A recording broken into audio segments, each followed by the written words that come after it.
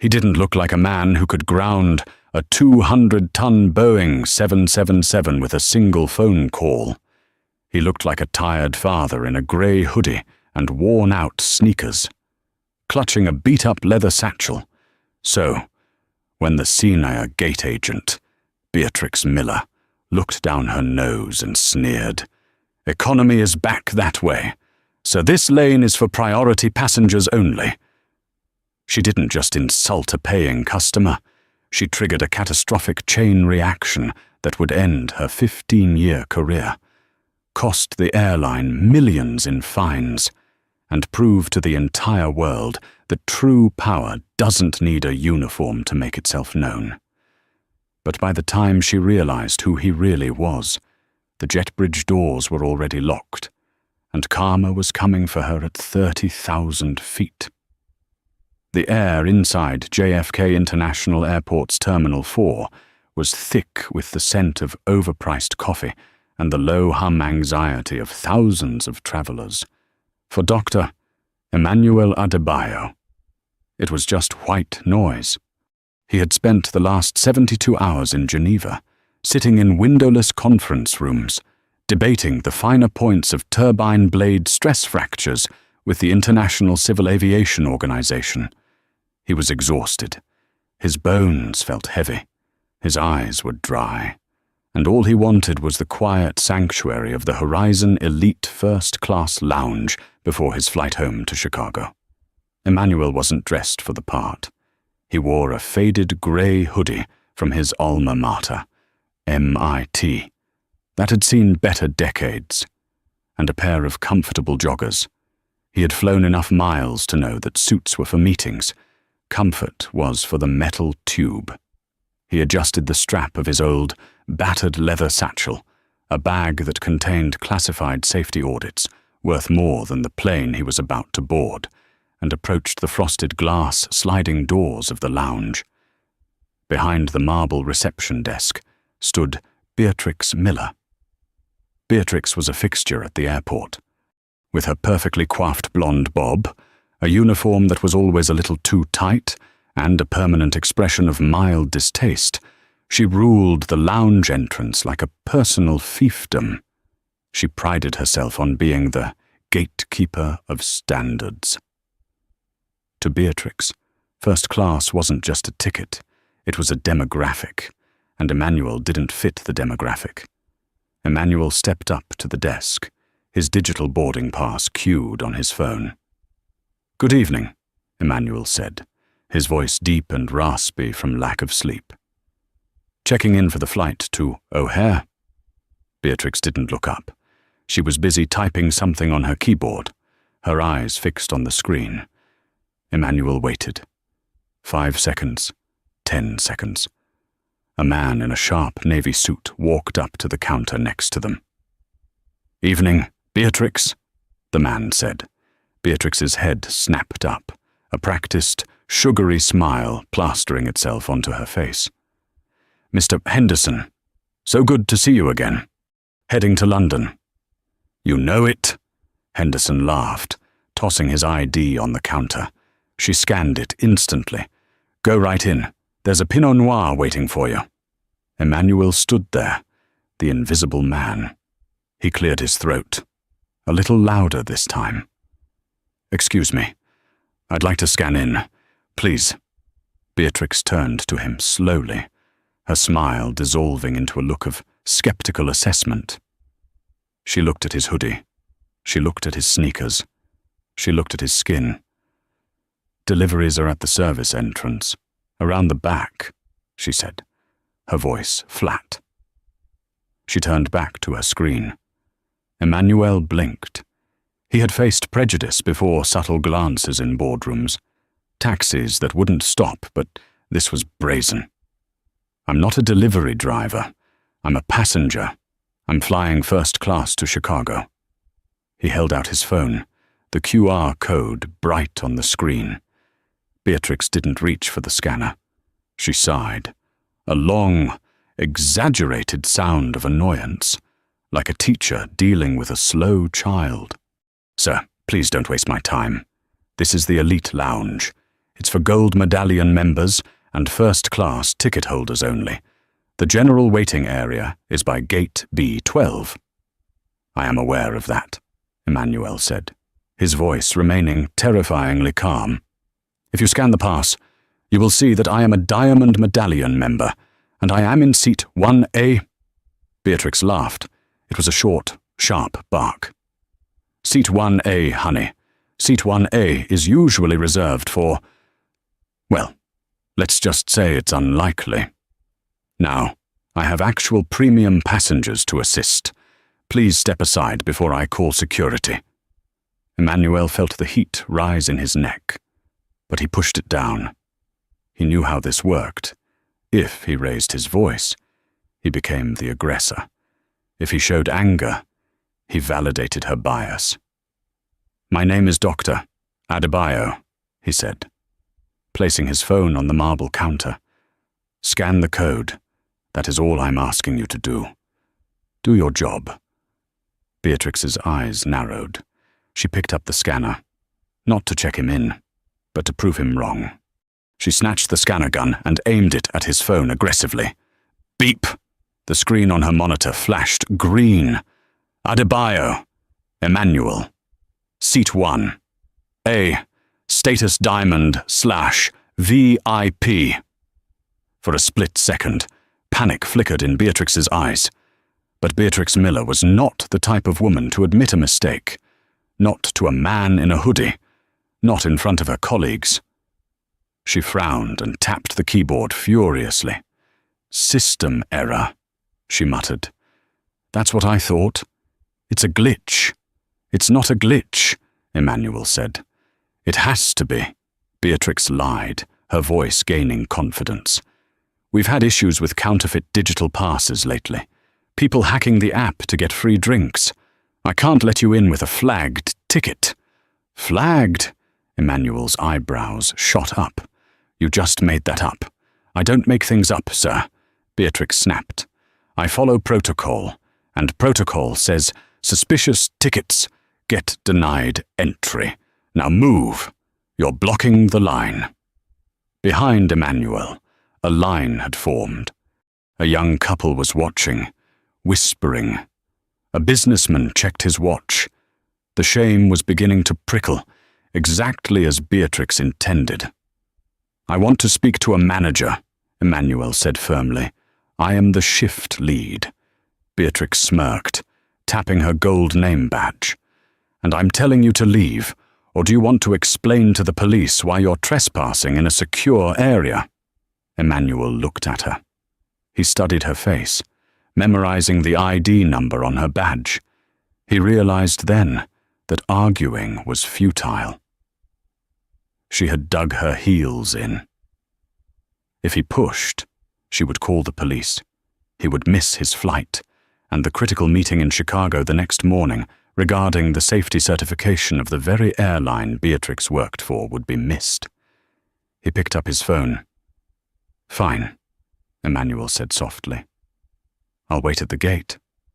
You do that. Beatrix waved him off, turning to the next person in line with that fake. Bright smile. Next guest. Please, sorry for the disturbance. Emmanuel walked away, his heart hammering against his ribs. He didn't go to the general seating. He went to a quiet corner, pulled out his phone, and opened a secure email app. He composed a message to the director of operations for the airline, a man named Thomas P. O'Malley, whom Emmanuel had known for 10 years. Subject incident at JFK, ID number BM 4092. Potential violation of Federal Aviation Regulation 14.1. He didn't hit send, not yet. He wanted to see how far she would go. Emmanuel bought a bottle of water and a stale pretzel from a newsstand, sitting on a hard plastic chair near gate B14. He watched the plane, a Boeing 737 MAX 9, being prepped. He saw the fuel trucks, the baggage handlers, the catering carts. His engineer's brain automatically began cataloguing potential hazards. Tire pressure looks low on the left main gear. That fuel hose has a kink in it. He checked his watch. Boarding was in 20 minutes. He just wanted to get on the plane, put on his noise-cancelling headphones, and sleep. But as the gate agents began to set up the podium, he saw a familiar figure marching down the concourse. It was Beatrix. She wasn't just a lounge dragon.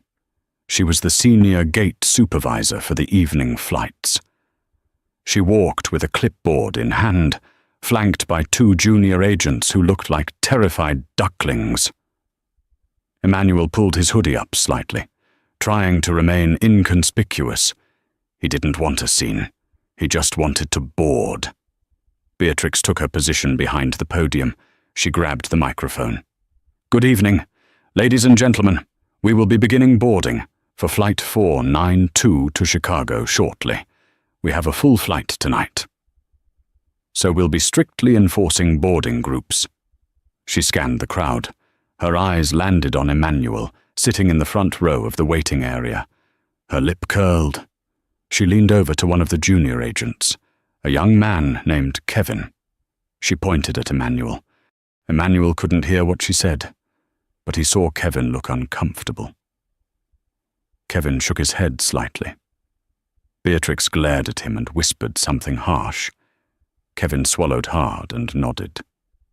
"Pre-boarding for first class and active military," Beatrix announced. Emmanuel stood up. He gathered his bag. He was the first in line. He approached the podium. Kevin was handling the scanner. Beatrix stood behind him, arms crossed, watching like a hawk. Emmanuel handed his phone to Kevin. Kevin smiled nervously. "Hi, sir. Enjoy your—" "Stop!" Beatrix commanded. Kevin froze. Beatrix stepped forward, blocking the jet bridge door with her body. "I told you at the lounge, didn't I?" "Told me what?" Emmanuel asked, his voice steady.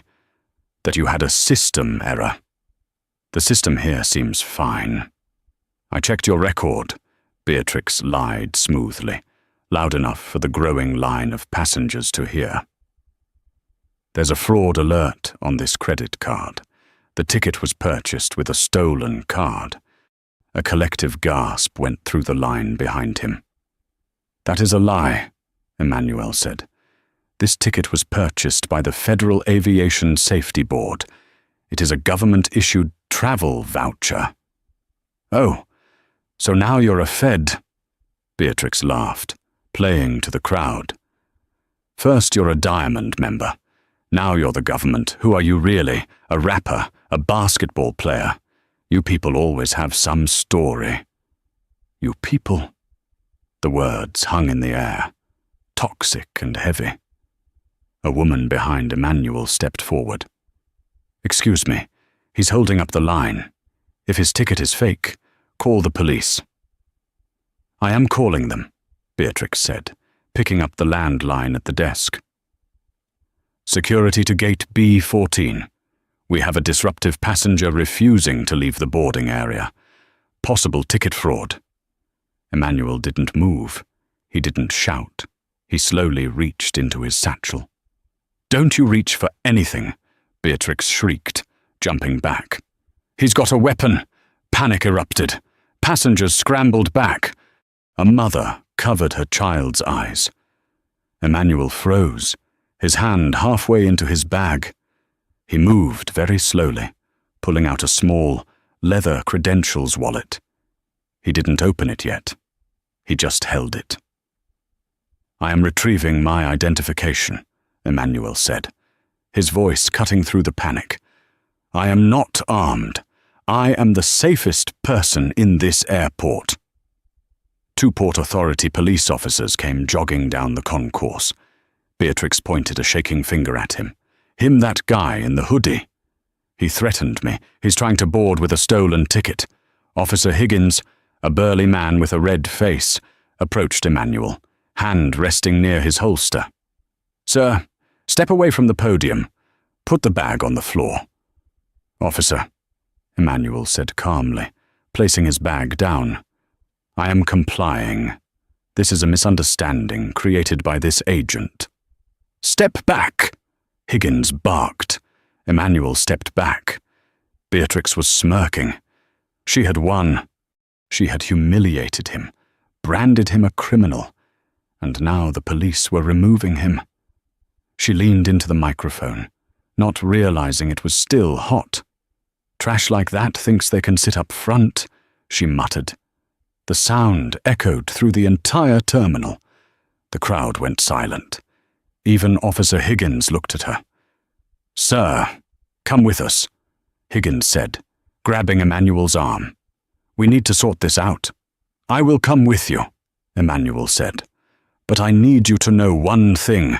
If you remove me from this gate, this plane does not leave. Legally, it cannot take off." Beatrix laughed. A high, manic sound. "Listen to him. He thinks he's the pilot now. Get him out of here." As they dragged Emmanuel away, he looked back at the plane. He saw the pilot, Captain Harrington, looking out the cockpit window, frowning at the commotion. Emmanuel caught the captain's eye and tapped his wrist, then pointed at the front landing gear. The captain squinted. Emmanuel was led away to a holding room, the heavy security door slamming shut behind him. Beatrix smoothed her uniform, turned to the stunned passengers, and smiled. "Now that the trash has been taken out," she chirped. "First class. Welcome aboard." She scanned the next ticket. She felt powerful. She felt invincible. She had no idea that 10 minutes ago, a sensor in the avionics bay of Flight 492 had triggered a silent alarm. A Category A hydraulic fault. A fault that required a master engineer's signature to clear. And the only man in the state of New York qualified to sign that specific override was currently sitting in a holding cell, handcuffed to a metal table. The holding room in Terminal 4 was a drab box painted a nauseating shade of beige. It smelled of industrial cleaner and despair. "Doctor." Emmanuel Adebayo sat calmly at the metal table, one hand cuffed to the welded loop in the center. He hadn't shouted. He hadn't demanded a lawyer. He had simply asked for his phone call. Officer Higgins stood by the door, watching him. He was uneasy. Most guys they dragged in here were screaming, crying, or threatening lawsuits. This guy was calculating. He was staring at the wall clock, counting the seconds. "You really think you can ground a plane from inside a cell?" Higgins asked, breaking the silence. Emmanuel looked up. "I don't think—" "Officer, I know. And I'm not grounding it. Physics is grounding it. I'm just the only one who knows why." Higgins scoffed, but his hand hovered near his radio. "Crazy. You're just crazy." Back at gate B14, the mood was tense. Beatrix Miller was trying to project an air of efficiency, but the trash comment had soured the air. Passengers were avoiding eye contact as they scanned their tickets. The boarding process was nearly complete. Captain Harrington was in the cockpit, running through the pre-flight checklist with his first officer, a young woman named Sarah. "Hydraulics check," Harrington muttered. "System A pressure. Wait." He tapped the gauge. The needle was fluctuating. It wasn't 0, but it wasn't steady. "Sarah, recycle the pumps," Harrington ordered. Sarah flipped the switches. The hum of the hydraulic pumps whined, then settled. The needle jittered again. "Warning light," Sarah said, pointing to the amber caution on the ICA screen. "Hide press low. Swess, sir." Harrington frowned. "That's a no-go item. We can't fly with unstable pressure on System A. That controls the landing gear and the flaps." He keyed the mic to the ground crew. "Maintenance, this is Flight 492. We've got a hydraulic caution. Need a tech up here, ASAP." 15 minutes passed. The passengers were all seated. The air conditioning was humming. Beatrix was standing at the top of the jet bridge, checking her watch. Every minute of delay was a mark against her performance metrics. A maintenance technician, a guy named Mike in a grease-stained jumpsuit, jogged up the jet bridge. He disappeared into the cockpit. 10 minutes later, Mike came out, shaking his head. He walked over to Beatrix. "Bad news, Beatrix," Mike said, wiping his hands on a rag. "It's a sensor mismatch in the pressure regulator. The part is fine, but the computer thinks it's failing. I can't clear it." "What do you mean you can't clear it?" Beatrix hissed. "Just reset the breaker." "I did. Twice. It keeps tripping. The manual says for this specific fault code, on a Max 9, we need a Level 3 master engineer to verify the physical integrity of the valve and sign off on a manual override. I'm only Level 2, so get a Level 3, Beatrix practically shrieked. "There's only one on duty at JFK tonight," Mike said, checking his tablet. "Wait. No. He's in Newark. The next closest one." Mike scrolled down. "According to the system, there's a visiting specialist from the FAA board who just checked in, a Dr. Adebayo. He's literally the guy who wrote the manual on these valves." Beatrix's blood turned to ice. The name echoed in her head. "Adebayo. Dr. Adebayo," she whispered. "Yeah," Mike said. "System says he scanned in at the lounge, but... Wait, it shows his ticket was cancelled. Where is he if we can find him? He can sign this off in 5 minutes and we can go. If not, we have to deplane everyone and wait for a part from Chicago. That's a 6-hour delay. The airline will lose a fortune." Beatrix felt the walls closing in. She looked down the jet bridge. She looked at the police standing near the gate. He's not available," Beatrix stammered. Mike looked at her. "Beatrix, this is serious. If he's in the airport, we need him." "Where is he?" Just then, Captain Harrington walked out of the cockpit. He looked furious. "Beatrix, why are the police hauling away my first-class passenger? I saw them from the window. He was disruptive." Beatrix lied, her voice trembling. "Ticket fraud. Fraud." Harrington narrowed his eyes. "That was Emmanuel Adebayo. I met him at the symposium in Geneva last year. He's the head of the Turbine Safety Division for the ICAO.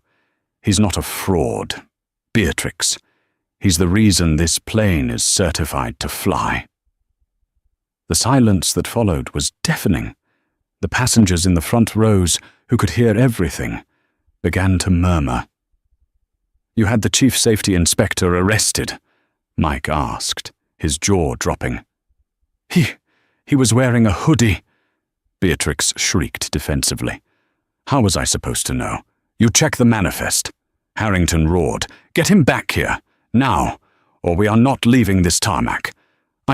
I can't," Beatrix whimpered. "I called the Port Authority. I told them he had a weapon."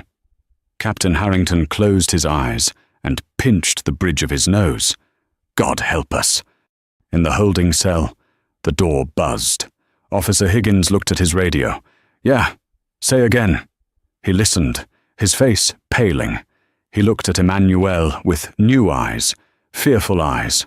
"Okay, I understand. Right away." Higgins unlocked the cuffs. "Dr. Adebayo. There's been a mistake. The captain. He needs you at the gate. Something about a hydraulic valve." Emmanuel rubbed his wrist. He stood up slowly. He didn't smile. He didn't gloat. He simply picked up his satchel. "I told you," Emmanuel said softly. Physics. The walk back to Gate B14 was a procession. 2 senior airport managers flanked Emmanuel, apologizing profusely every step of the way. "So sorry. Doctor. A terrible misunderstanding. We'll handle the personnel involved." Emmanuel ignored them. He walked with his head high, the grey hoodie now looking like a robe of office. When they reached the gate, the scene was chaotic. Passengers were standing up, demanding answers. The crew looked stressed. And there, standing by the podium, looking small and pale, was Beatrix. As Emmanuel approached, the crowd parted. They recognized him, the man in the hoodie, the trash. Captain Harrington met him at the jet bridge entrance. He shook Emmanuel's hand firmly. "Doctor, I am mortified. Truly. Not your fault." "Captain," Emmanuel said. "What's the reading?" "System pressure fluctuating. Sensor mismatch." "It's the bypass pin," Emmanuel said instantly. "It gets sticky in cold weather. It needs a manual rotation and a digital sign-off. Do you have the tablet?"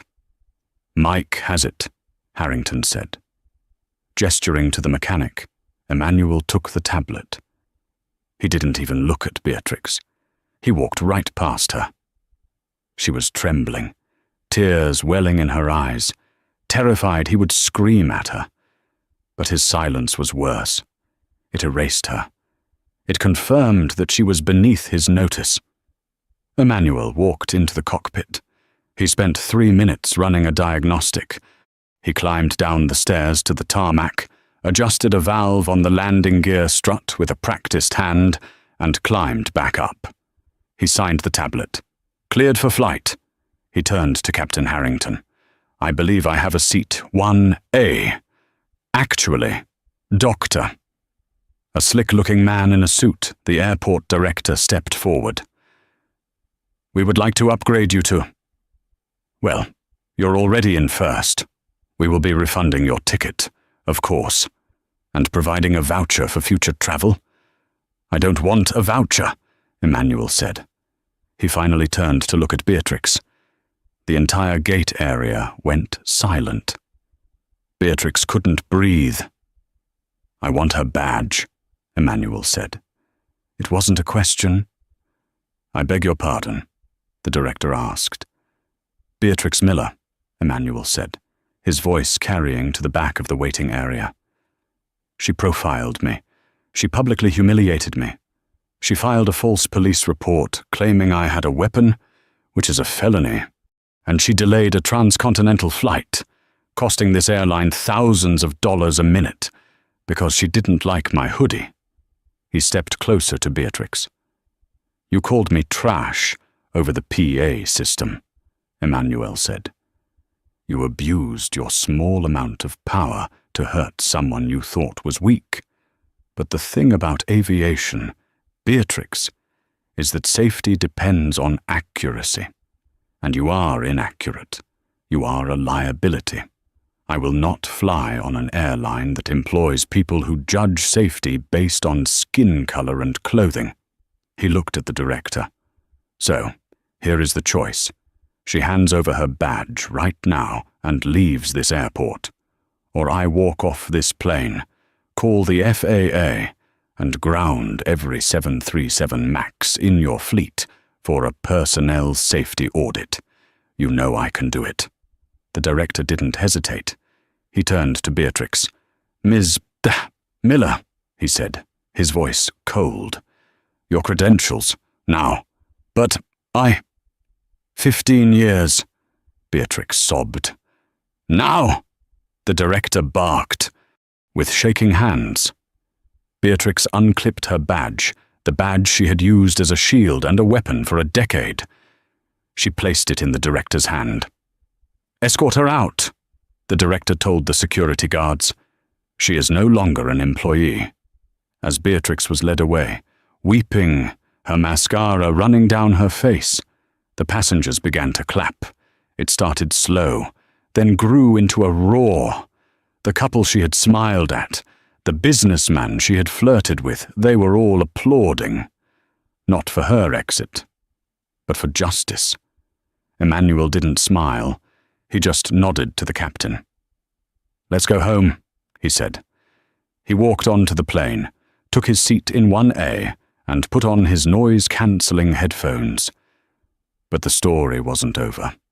Karma had taken the pawn. But it was coming for the king. The flight to Chicago was smooth, but the turbulence on the ground was just beginning. By the time Flight 492 touched down at O'Hare, the video of the incident, recorded by a teenager in row 4, had already garnered 3 million views. The hashtag the hoodie doctor was trending globally. But in the glass-walled boardroom of the airline's headquarters in Dallas, panic had not yet set in. Instead, arrogance was holding court. Petrus Caldwell, the vice president of customer experience, stared at the large monitor displaying the viral clip.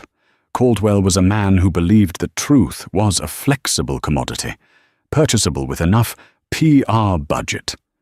He wore tailored Italian suits, had teeth that were blindingly white, and possessed a moral compass that pointed strictly toward the shareholders. "It's bad, Petrus," his PR crisis manager, a nervous woman named Jessica, said. "People are canceling tickets. The stock is down 4% in after-hours trading. They're calling Beatrix a monster, but they're blaming the corporate culture." Caldwell waved a dismissive hand. "Beatrix is a monster. We fired her. That's the narrative. Rogue employee. Bad apple. We apologized. It blows over in 48 hours. "It won't," Jessica countered, pulling up a new email. "Dr. Adebayo isn't just a passenger. He's the lead auditor for the ICAO. He just sent a formal notice to the FAA recommending a systemic bias review of our entire ground operations. If that happens, Petrus, we lose our fast-track status at every hub in America. That's $1 billion hit." Caldwell's eyes narrowed. He didn't see a safety expert. He saw a threat to his quarterly bonus. "He wants to play hardball," Caldwell sneered. "Fine. We don't apologize to guys who wear hoodies to business class. We destroy them." Caldwell picked up his phone and dialed the legal department. "Get me the file on the JFK incident, specifically the part where he touched the plane." "Sir," the lawyer on the other end asked. "He entered the cockpit," Caldwell said, his voice dropping to a conspiratorial whisper. "He manipulated a hydraulic valve. He's a civilian passenger. I don't care if he invented the plane. He touched flight-critical hardware without a work order, logged in our system. That's a violation of Federal Aviation Regulation, Part 43. We don't sue him for bad press. We sue him for tampering with an aircraft and endangering a flight." That's a stretch. Petrus, the captain invited him. The captain is an employee. Adebayo is a third party. Spin it. Leak it to the press. Rogue passenger hacks plane systems. Make him the villain. The next morning, Emmanuel sat in his hotel room in Chicago, drinking black coffee. He turned on the TV. The news anchor looked serious. Shocking developments in the JFK viral video. Airline sources now claim that Dr. Emmanuel Adebayo, the man at the center of the controversy, may have illegally accessed the aircraft's flight computer. The airline has filed a federal complaint alleging tampering and endangerment. They are calling for his security clearance to be revoked. Emmanuel set his coffee cup down. He didn't throw it. He didn't scream. He simply felt a cold, hard resolve settle in his gut. They hadn't just insulted him. They had questioned his professional integrity. They were trying to criminalize the act of saving their flight. His phone buzzed. It was Thomas P. O'Malley, the director of operations he had emailed earlier. "Emmanuel." Thomas sounded breathless. "I had nothing to do with this. It's Caldwell. He's out for blood. He's trying to bury the bad press by burying you. You need a lawyer, a shark." "I don't need a shark." "Thomas," Emmanuel said, opening his laptop, "I need a microphone." 3 weeks later, the narrative had become a muddy war of attrition. The airline's smear campaign was working on some. Internet forums were debating whether Emmanuel had hacked the plane. The FAA had opened an investigation not into the airline, but into the incident.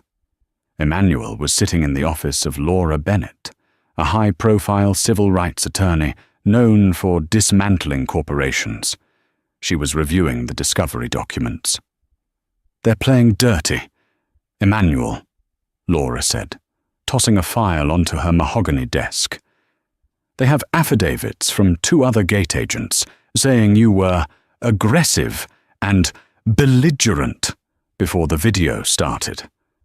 They're trying to justify Beatrix's initial reaction to paint you as a security threat. If they stick this tampering charge on you, you lose your ICAO license. You're done." "They are lying," Emmanuel said calmly. "The CCTV will prove it." The CCTV footage from the lounge corrupted during a server update the night of the incident, Laura said grimly. "Convenient. Right. We have no video of the initial interaction." Emmanuel sighed. "So it's my word against theirs." "Unless," Laura tapped her pen on the desk, "we find the one person who hates them more than you do right now." Emmanuel looked up. "Beatrix." Beatrix Miller was sitting in a small, smoke-filled diner in Queens. She looked 10 years older. Her hair was unwashed, her eyes red-rimmed. Since the video went viral, she hadn't just lost her job, she had become a global pariah. She couldn't walk down the street without someone shouting Karen or trash. She had lost her pension. The airline had cut her loose without a dime of severance, issuing a statement that condemned her rogue behavior when Laura Bennett walked into the diner and slid into the booth opposite her. Beatrix didn't even look up. "I'm not talking to reporters," Beatrix muttered. "I'm not a reporter," Laura said, sliding a business card across the sticky table. "I'm Emmanuel Adebayo's lawyer." Beatrix flinched. "He ruined my life." "No," Laura corrected her. "You ruined your life. He just held up a mirror. But the people who destroyed you, that was the airline. That was Petrus Caldwell." Beatrix's head snapped up at the name. "Caldwell. He's the one who ordered the press release, blaming you for everything." Laura lied, well, mostly lied. "He's the one who made sure you lost your pension. He's using you as the scapegoat to protect the stock price. And now, he's lying about what happened on that plane to put Dr. Adebayo in jail. If Dr. Adebayo goes down, the airline wins, and you stay the villain forever." Beatrix stared at the coffee cup. Her hands were shaking. "What do you want?" "I want the truth," Laura said. "I know you. Beatrix, you're a stickler for rules. You record everything, the shift logs, the internal chats, the memos from corporate telling you to profile passengers." Beatrix went pale. "How did you know?" "Because companies like that always have a policy," Laura said softly. "Unofficial. Of course. Keep the lounge exclusive. Screen for high-risk demographics. You were just doing what you were told, weren't you?" Tears welled in Beatrix's eyes. "They told us, in the morning briefing, keep the riffraff out. They said if we let too many upgrades in, it dilutes the brand. They gave us bonuses for denying entry." "Do you have proof?" Beatrix reached into her purse and pulled out a battered iPhone. "I have the group chat. I have the voice memo from the morning briefing. And I have the email from Caldwell sent 10 minutes after the incident, telling the staff to delete the lounge security footage." Laura smiled. It was the smile of a predator who had just found the jugular. "Beatrix," Laura said, How would you like to be a witness for the plaintiff? The morning of the trial, the steps of the Federal District Court in Chicago looked less like a hall of justice and more like a gladiatorial arena. News vans from every major network clogged the streets, their satellite dishes turned skyward like hungry mouths waiting to be fed. The narrative had shifted violently over the last few months. What started as a viral video of a rude gate agent had metastasized into a landmark case, Adebayo versus Horizon Air. To the public, it was about a hoodie and a prejudice, but inside the courtroom, the airline was fighting a different war. They weren't fighting to prove they weren't racist. They were fighting to prove Dr. Emmanuel Adebayo was a criminal. Inside courtroom 4B, the air conditioning was fighting a losing battle against the heat generated by 300 bodies. On the left side of the aisle sat Horizon Air's legal team, a phalanx of 12 lawyers from the most expensive firm in D.C., led by Harrison Fordyce. Fordyce was a man who didn't win cases. He suffocated them. He was known as the Shredder. He sat perfectly still, his suit costing more than most people's cars, arranging his papers with surgical precision. Behind him sat Petrus Caldwell, the Vice President of Customer Experience. Caldwell looked bored. He checked his gold watch, typed on his phone, and occasionally smirked at the gallery. He exuded the untouchable confidence of a man who knew the game was rigged in his favor. On the right side sat Dr. Emmanuel Adebayo and his attorney, Laura Bennett. There were no assistants, no paralegals, just the two of them. Emmanuel wore a simple charcoal suit, but he looked uncomfortable in it, like a tiger forced to wear a collar. He sat with his back straight, his eyes fixed on the seal of the United States hanging above the judge's bench.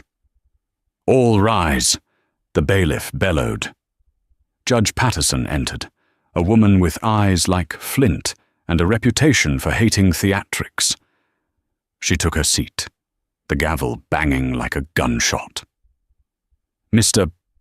Fordyce," Judge Patterson said, peering over her glasses. "You may begin your opening statement for the defense." Fordyce stood up. He didn't walk to the podium. He prowled the space in front of the jury box. He made eye contact with every juror, a teacher, a construction worker, a nurse. He smiled, a warm, grandfatherly smile that masked the venom beneath. "Ladies and gentlemen," Fordyce began, his voice a rich baritone. "This case is not about race. It is not about feelings. It is about safety. The plaintiff, Dr. Adebayo, wants you to believe he is a victim. He wants you to focus on a rude comment made by a low-level employee, an employee we have already fired. I might add." He paused, letting the silence hang. "But what Dr. Adebayo won't tell you is what he did after that interaction. He will not tell you that he used his knowledge to bypass security protocols. He will not tell you that he, a civilian passenger with no active work order, entered the cockpit of a commercial airliner, a Boeing 737 MAX 9, carrying 180 souls, and physically tampered with the flight control systems." Fordyce pointed a finger at Emmanuel. It was an accusatory dagger. He calls himself a hero. We call him a liability. Imagine if every passenger who thought they knew better started turning valves and flipping switches. It would be anarchy. Dr. Adebayo endangered that flight to stroke his own ego. And today, we will prove that his actions were not only reckless, but criminal. A murmur rippled through the courtroom.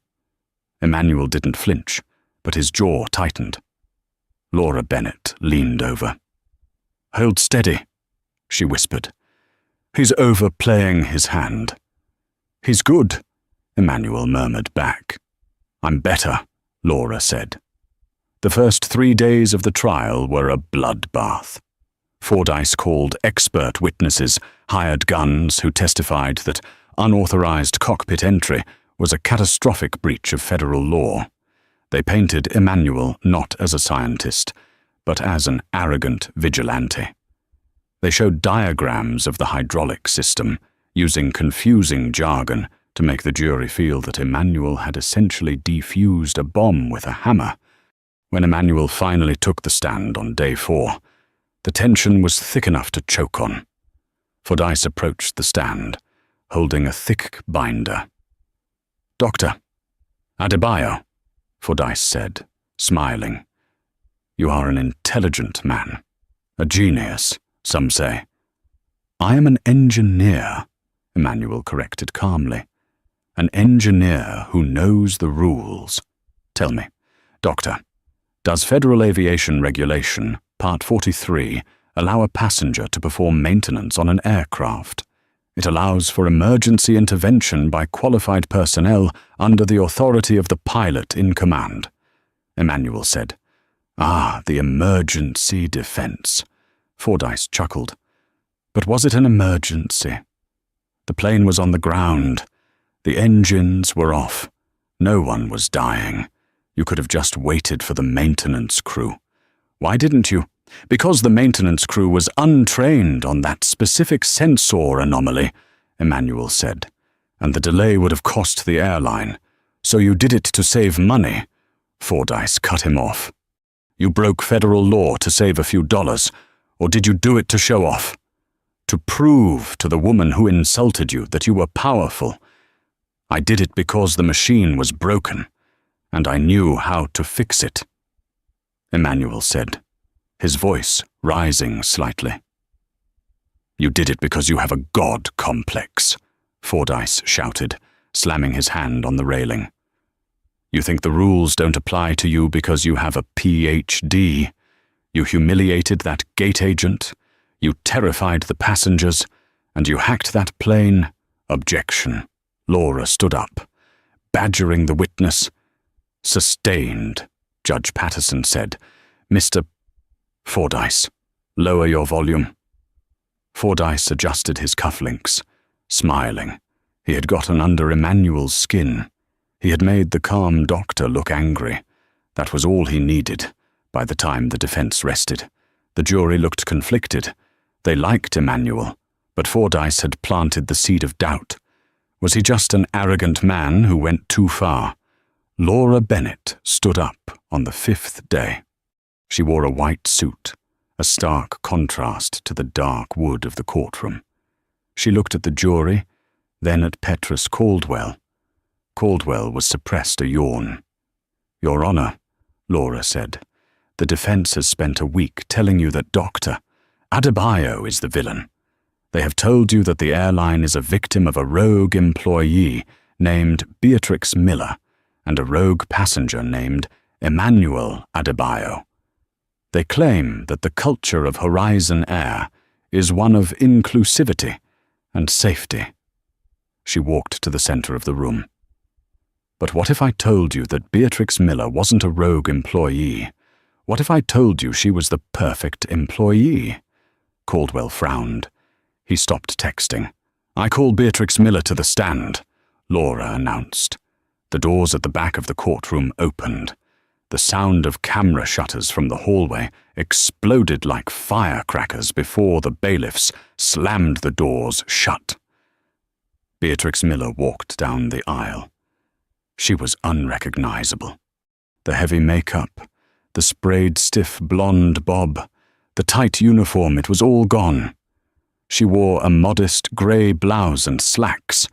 Her hair was its natural brown, pulled back in a ponytail. She looked smaller, older, and terrified. She didn't look at the gallery. She didn't look at Emmanuel. She kept her eyes on her feet until she reached the witness box. Fordyce leaned over to his junior counsel. "Why is she here?" "We fired her. She hates us." "She's a hostile witness," the junior lawyer whispered. "Bennett is desperate." Fordyce relaxed.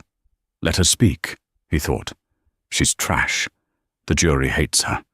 She'll just make Adebayo look worse. Laura approached the stand gently. Ms. Miller. Thank you for coming. Beatrix nodded, her hands gripping the edges of the box until her knuckles turned white. Ms. Miller, you were the senior gate agent on the day of the incident. You denied Dr. Adebayo entry to the lounge and later tried to block him from boarding. Why? Because of how he looked, Beatrix said, her voice trembling but clear. Because he was wearing a hoodie.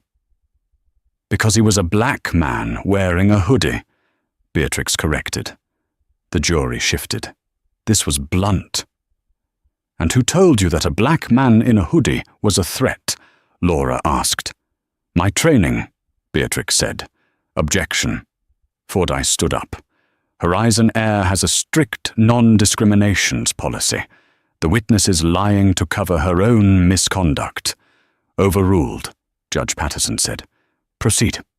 Laura moved closer. Ms. Miller, Mr. Fordyce says you went rogue. He says you violated company policy. Is that true? No, Beatrix whispered. Tears began to track down her face. I was doing exactly what I was told. Told by whom? By him. Beatrix pointed a shaking finger at the defense table, not at the lawyers, at Petrus Caldwell. Caldwell laughed. It was a loud, incredulous sound. He shook his head, looking at the jury as if to say, Can you believe this crazy woman Laura walked back to her table and picked up a small flash drive? Your Honor, I would like to submit Exhibit G into evidence. This is a digital forensic copy of Ms. Miller's personal phone. Objection, Fordyce shouted. We haven't vetted this evidence. It was submitted in discovery 3 days ago. Mr. Fordyce, Laura said icily. Perhaps if you weren't so busy counting your billable hours, you would have opened the file marked Audio Logs. Judge Patterson nodded.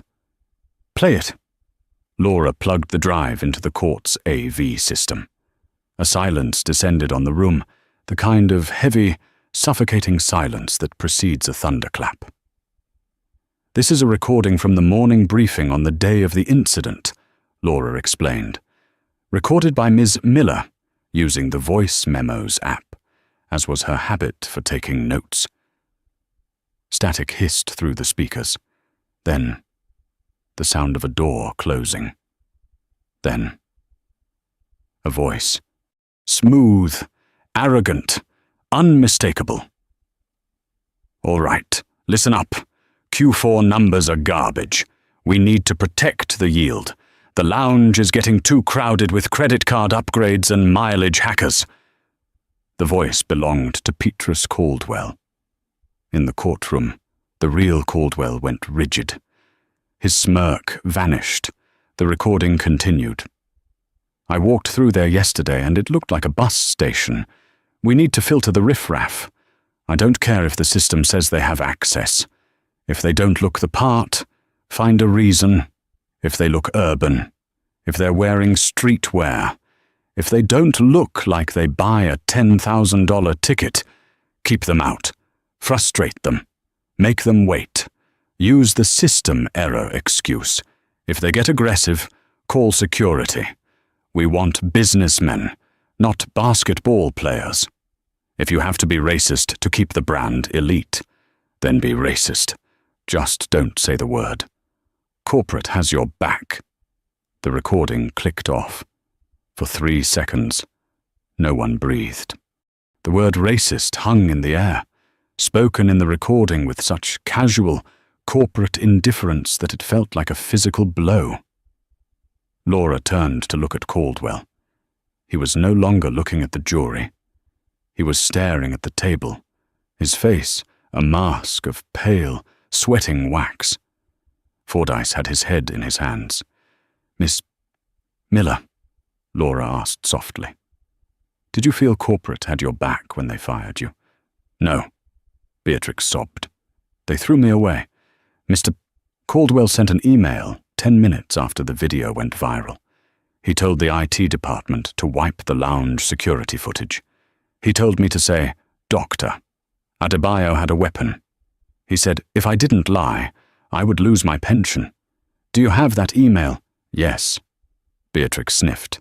"It's on the drive. Folder marked blackmail." Laura looked at the jury. They weren't looking at Beatrix with hate anymore. They were looking at Petrus Caldwell with pure, unadulterated disgust. "No further questions," Laura said. The closing arguments were barely necessary. Fordyce tried to spin it. He tried to claim the recording was taken out of context, that it was a stress test for employees. But it was over. The atomic bomb had detonated, and the fallout was radioactive. The jury deliberated for exactly 90 minutes. When they returned, Emmanuel stood up. He felt a hand on his shoulder. It was Laura. She was smiling. "Have you seated the jury?" Judge Patterson asked. "We have, Your Honor." The foreman, a middle-aged construction worker, said. He didn't look at the defense table. He looked straight at Emmanuel. "In the matter of Adebayo versus Horizon Air, on the count of defamation, how do you find we find for the plaintiff? On the count of malicious prosecution, we find for the plaintiff. On the count of civil rights violations, we find for the plaintiff. And what damages do you award?" The foreman took a deep breath. "For compensatory damages, we award the sum of $15 million. For punitive damages, to punish the defendant for willful and malicious conduct, we award the sum of $120 million. A gasp ripped through the courtroom. $135 million. It was one of the largest individual verdicts in aviation history. But the foreman wasn't done. "Furthermore," the foreman added, reading from a note, "the jury recommends that the district attorney investigate Mr.